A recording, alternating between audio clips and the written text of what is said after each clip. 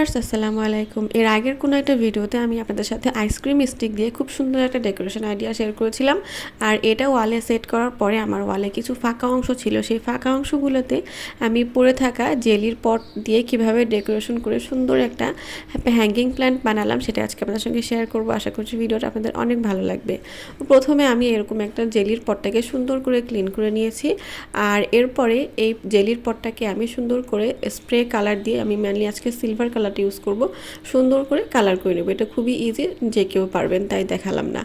আর এই কালারটাকে খুব সুন্দর করে অনেক টাইম দিয়ে শুকিয়ে নিতে হবে, তা না হলে কালারটা কিন্তু উঠে যাবে। আমি যেহেতু খুব বেশি টাইম দিই নাই, যার জন্য আমার কিছু কিছু জায়গায় কালার উঠে গিয়েছিল। এগুলো আমি পরে ঠিক করে নিয়েছিলাম। আর আজকে আমি পৃথিবীর সবচেয়ে সহজ একটা আইডিয়া দিয়ে বোতলটাকে ডেকোরেশন করব। আমি যেহেতু আর্ট পারি না, আর যারা আমার মতো আর্ট পারে না, তারা এভাবে ডেকোরেশন আইডিয়াটা করতে পারবেন, খুবই ইজি।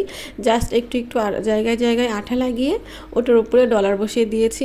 এটা দেখতেও খুব অ্যাট্রাকটিভ লেগেছিল, আর ফিনিশিংটা খুব ভালো এসেছিলো, আর খুবই ইজি আইডিয়া ছিল। আর এখন আমি এই বটলটাকে কিভাবে হ্যাঙ্গিং বানাবো সেটা শেয়ার করবো আপনাদের সাথে। আমি এখানে নাইলনের একটু রশি নিয়ে নিয়েছিলাম, আর রশিটাকে ফার্স্টে এভাবে একটু গিটু দিয়ে নিতে হবে। এটা খুবই ইজি, যে কেউ পারবেন। তারপর আমি জাস্ট একটু দেখিয়ে দিচ্ছিলাম। প্ল্যান্ট হ্যাঙ্গার বানানো খুবই সহজ, যে কোনো বোতল দিয়ে এভাবে প্ল্যান্ট হ্যাঙ্গার বানানো যায়। আর আপনারা আমার এই মেথডটা যদি কেউ ফলো করতে চান, তাহলে আমার ভিডিওটা বেশ কয়েকবার দেখতে হবে, দেখলে তাহলে আপনারা ইজিলি খুব এই জিনিসটা করতে পারবেন।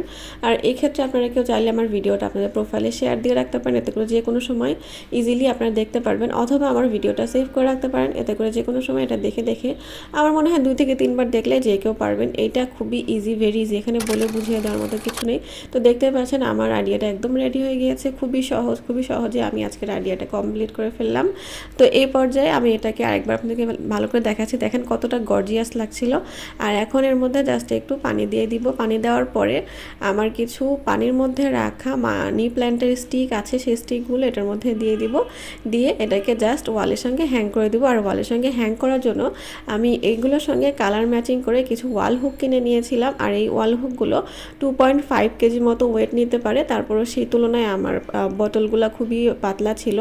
তারপরে এটাকে আমি এভাবে ঝুলে দিয়েছি। দেখতে পাচ্ছেন খুবই গর্জিয়াস লাগছিল। আর এরকম একইভাবে আমি দুই পাশে দুইটা বানিয়ে নিয়েছিলাম। আমার মতে ঘর সাজাতে দামি দামি শোপিস, ওয়ালপেপার এসব লাগে না, শুধুমাত্র মনের ইচ্ছা থাকা লাগে। ইচ্ছা থাকলে যে কোনো সাধারণ জিনিসকে একটু সুন্দর করে সাজিয়ে গুছিয়ে দেওয়ালগুলোকে সাজিয়ে রাখা যায়। এতে করে দেখতেও ভালো লাগে, চোখের শান্তি লাগে। তো এভাবে আমি আমার এই ফাঁকা দেওয়ালটাকে সুন্দর করে ডেকোরেশন করেছিলাম। আপনাদের কাছে কেমন লেগেছে অবশ্যই কমেন্টে জানিয়ে যাবেন। আর আমার ভিডিওগুলো ভালো লাগলে অবশ্যই লাইক, কমেন্ট, শেয়ার করে দেবেন। দেখাবেন নেক্সট কোনো ভিডিওতে। আরেকটা বিষয়, নেক্সট মিশনে আরও ইউনিক আইডিয়া দিয়ে এই ওয়ালটাকে ডেকোরেশন করবো। সেই পর্যন্ত আমার পেজের সঙ্গেই থাকুন।